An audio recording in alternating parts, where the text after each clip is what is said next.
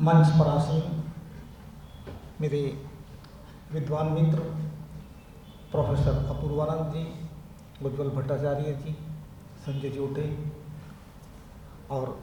संचालन कर रहे अशोक कुमार पांडे जी और आप सब सम्मानित दोस्तों, मैं अपने लिए इस पुस्तक पर आधुनिक भारत के पेरियार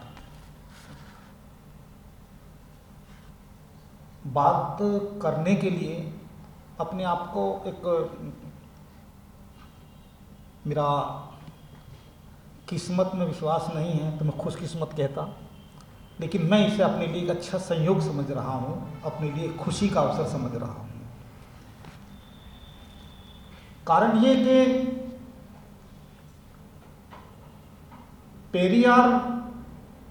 का नाम मैं तब से सुनता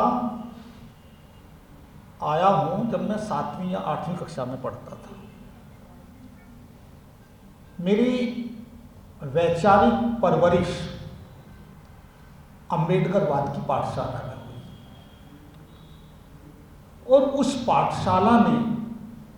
मुझे पेरियर से भी परिचित कराया, ज्योतिबा फूले से भी, सावित्रीबाई फूले से भी, साहू जी महाराज से भी और बहुत सारे नायकों से, और साथ में जो उत्तर भारत के पेरियार कहे जाते हैं ललई सिंह यादव, उनसे भी। और उसी दौरान 7वीं 8वीं कक्षा में पढ़ते हुए मुझे जो पेरियार जी द्वारा लिखी गई सच्ची रामायण पुस्तक है, उसका हिंदी अनुवाद जो ललई सिंह यादव ने किया था, सच्ची रामायण की चाबी इस नाम से, वो तब मुझे पढ़ने का अवसर तभी मिला। तब से ही मैं परिचित हुआ था पेरियार जी के नाम से। और बाद में ललई सिंह यादव जी के साथ तो मुझे 2-3 बार मिलने का अवसर भी उनके साथ मुझे रहा है। बड़े होने के साथ और भी बहुत सारी चीज़ें हम लोग पढ़ते गए, सुनते गए, देखते गए,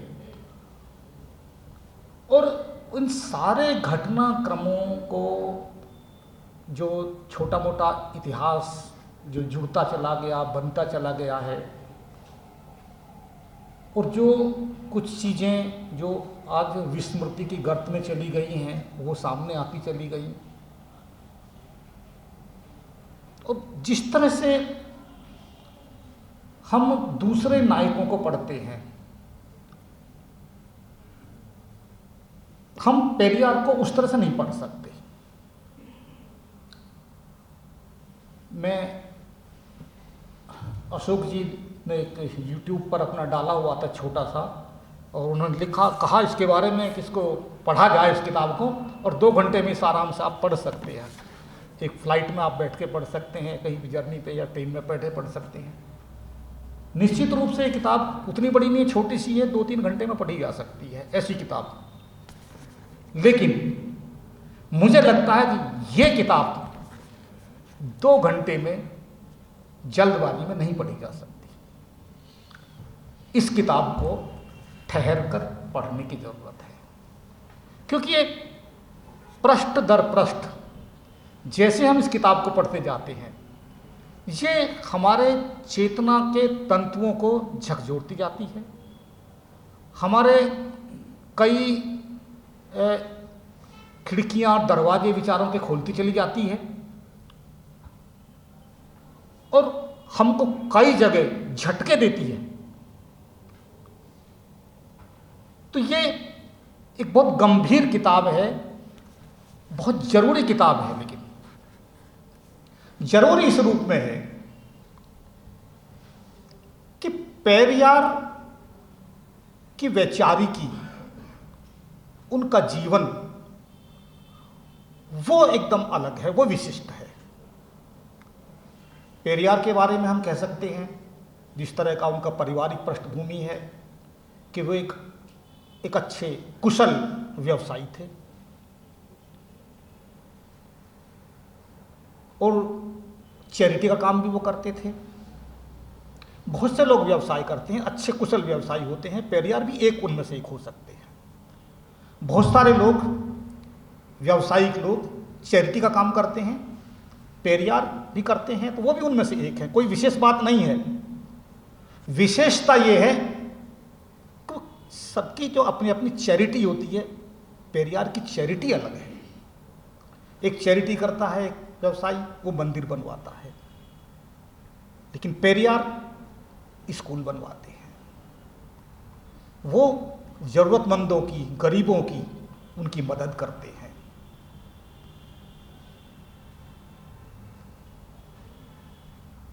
और सबसे बड़ी महत्वपूर्ण चीज ये है कि पेरियार को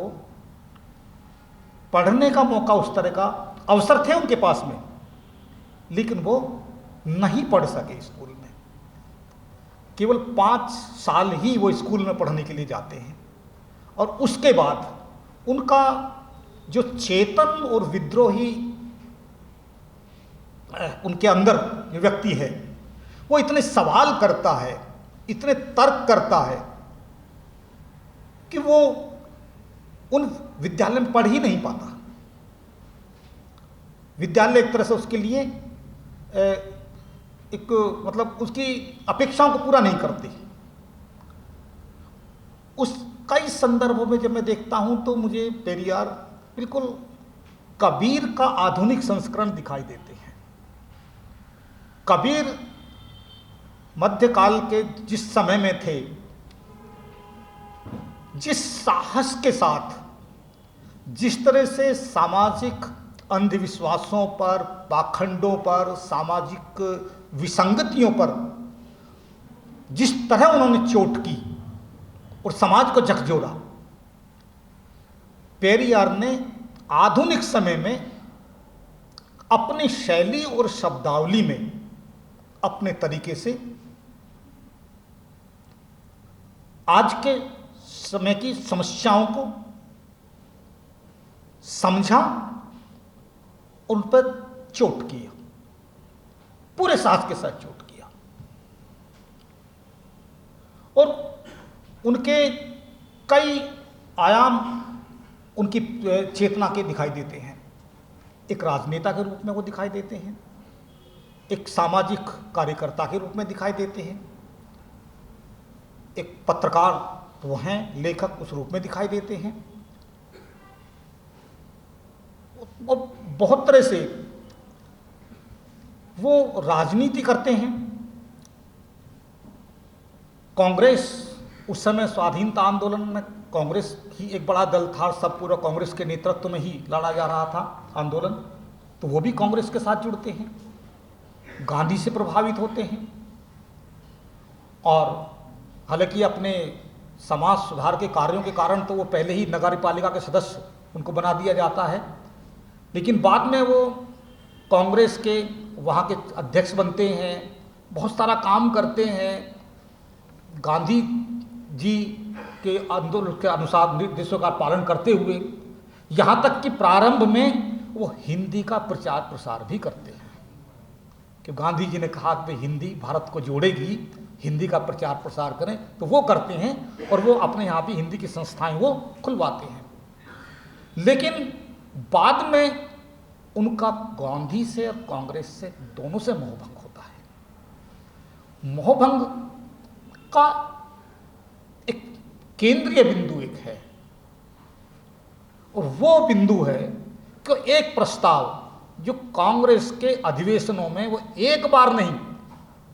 7 बार वो अलग अलग अधिवेशनों में एक प्रस्ताव रखते हैं, हर बार वो प्रस्ताव अस्वीकृत होता है। और वो प्रस्ताव है कि जो कम्युनल अवार्ड जिसे हम लोग, हमारे यहाँ जिसकी बड़ी आलोचना भी होती रहती है, कि वो जो सांप्रदायिक प्रतिनिधित्व, जो कम्युनल रिप्रेजेंटेशन है विभिन्न समुदायों को, तो कह रहे वो मिलना चाहिए। उसके लिए हमें उसके लिए कांग्रेस पहल करे और उस पर काम करे। लेकिन कांग्रेस ने उनकी आवाज़ को अनसुना किया और उन्हें लगा कि कांग्रेस द्रविड़ों के, दलितों के या दूसरे जो गैर ब्राह्मण समुदाय, उनका बार बार उन्होंने गैर ब्राह्मण शब्द उन्होंने इस्तेमाल किया है, कि उनके हितों के प्रति वो बहुत सकारात्मक नहीं है। और तब उन्हें लगता है कि भारत का जो एक कांग्रेस के नेतृत्व में स्वाधीनता का आंदोलन चलाया जा रहा है और जिस स्वराज की बात की जा रही है, ये स्वराज में हम कहाँ होंगे, कि ये स्वराज, वो कहते हैं कि ये स्वराज नहीं होगा यदि इस स्वरूप में इस तरह से प्राप्त होता है, तो ये ब्राह्मण राज होगा, ये गैर ब्राह्मणों का राज इसमें नहीं होगा, गैर ब्राह्मण इसमें कहीं नहीं होगा। और तब जब वो सोचते हैं विभिन्न तरह से, तो तब वो हिंदी भाषा का भी विरोध करते हैं, क्योंकि उन्हें उस ब्राह्मणवाद से जो एक प्रवृत्ति है, और यहां तक कि उस धर्म से उनको एक तरह से एक नफरत होने लगती है, गहरी पाखंडों के, अंधविश्वासों के प्रति अनास्था तो उनकी पहले से ही हो जाती है, लेकिन जैसे जैसे आगे बढ़ते हैं उनके मन में एक घृणा जैसी चीज हो जाती है, और वो कट्टर होकर के वो हिंदू धर्म का, क्योंकि हिंदू धर्म पहले ब्राह्मण धर्म ही होता था, ब्राह्मण धर्म है उसका, उनके देवी देवताओं का, उनके नायकों का, वो सब का विरोध करते हैं। और इतना विरोध करते हैं कि एक बार कि वो देवी देवताओं के खिलाफ वो गली मोहल्लों तक ले जाकर के एक आंदोलन चलाते हैं, और वो उन देवी देवताओं को, उनकी मूर्तियों को, मतलब दूसरे मंदिरों में जाकर के नहीं, लेकिन अपने बाहर उनकी वो ला करके उनको मूर्तियों को वो उनका जो भी कुछ है तोड़ते हैं, और जो धर्म ग्रंथ हैं कई उनको विशेष वो जलाते हैं। यहाँ उनके मन में और उन नायकों पर वो कई तरह के सवाल करते हैं, और उन्हें लगता है कि जब तक ये हिंदुत्व का वर्चस्व रहेगा या ब्राह्मणवाद का वर्चस्व जब तक रहेगा, तब तक द्रविड़ों के लिए, गैर ब्राह्मणों के लिए, पिछड़ों के लिए, दलितों के लिए, आज की सब हम शब्दावली में कहते हैं तो बहुजनों के लिए कोई अवसर आगे बढ़ने के और सम्मानजनक जिंदगी जीने के नहीं है। इसीलिए आज तमिलनाडु में हिंदी विरोध को लेकर के एक कई तरह की, उत्तर भारत में अलग तरह की धारणाएं हैं कि वहाँ हिंदी का विरोध होता है, लेकिन हिंदी का विरोध क्यों होता है, पेरियार ने विरोध क्यों किया हिंदी का, क्योंकि यहाँ उस समय पे एक स्लोगन चलता था, हिंदी हिंदू हिंदुस्तान, यानी कि ये जो, और ये इसे हम स्वाधीन भारत की भाषा बनाने जा रहे हैं, इसका मतलब ये एक धर्म विशेष की भाषा है, और इस भाषा का किस तरह से सांप्रदायिकरण हुआ है वो बतलाते थे। भाषा का कितना जातीयकरण हुआ है ये हम सब लोग भी जानते हैं। मैंने लोक साहित्य पर कुछ काम किया और मैंने देखा किस तरह के मुहावरे, और पूर्वानंद जी तो बहुत मुझसे ज़्यादा अच्छी तरह जानते होंगे कि इतने मुहावरे वो इतने जातिगत आधार पर निम्न जातियों को अपमान से भरे पड़े हैं। और भाषा का इस तरह का हो रहा है कि हम कोई शुभ कर्म करते हैं तो श्री गणेश करिए, तो ये इस तरह का शादी का उन्होंने, इसका जो विवाह पद्धति है, जब स्त्रियों के अधिकारों की बात वो करते हैं, बहुत सारी स्त्रियों के शिक्षा के लिए काम करते हैं, उनको उनके संपत्ति में अधिकार दिलाने के लिए बात करते हैं, तो वो कहते हैं कि जो कन्यादान की प्रथा है इसका बहुत विरोध करते हैं कि स्त्री केवल लड़के की वस्तु होती है, उसका हम दान कर देते हैं, हम उसे इंसान नहीं समझते। यानी कि क्या कहूँ मैं कि समय बहुत कम है, अशोक जी देख रहे हैं घड़ी की तरफ, और मैं भी समझ रहा हूँ समय की नजाकत को। इस कुर्सी की प्रॉब्लम है सर, मेरी प्रॉब्लम नहीं है। तो है ये कि ये पुस्तक बहुत कुछ कहती है, छोटी सी पुस्तक, और हमको सोचने के नए अवसर देती है कि हम इतिहास को नए सिरे से देखने की, पढ़ने की, समाज को, समाज व्यवस्था को, धर्म को, धर्म से संचालित व्यवस्था को,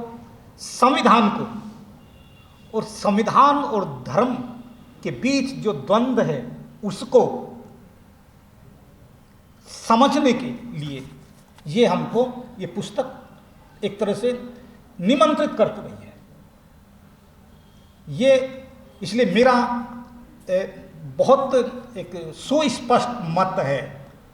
कि ये पुस्तक हिंदी भाषी क्षेत्र में हिंदी में आई है, तो ये